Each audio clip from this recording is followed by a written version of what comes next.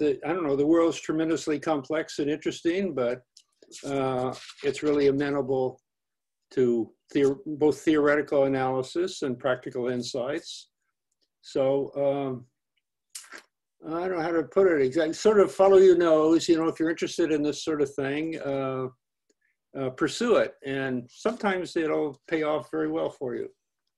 It's certainly, it's been a very pleasurable, exciting path for me.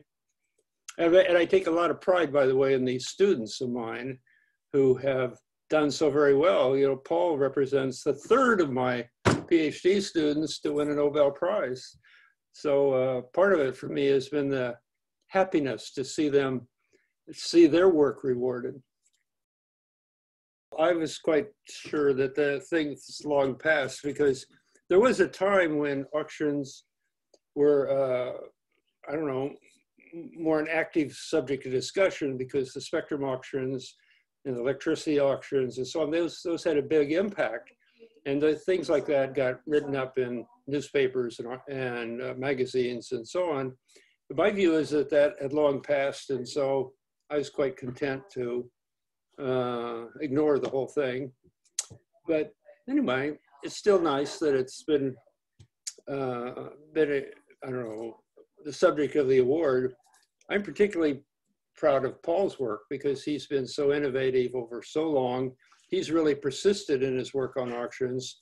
My interests have turned to other subject areas, whereas his has been a steady focus on auctions and market design more generally over more than 40 years. So but I'm sort of writing on his coattails, you understand, because he's so much the intellectual force behind the work we did.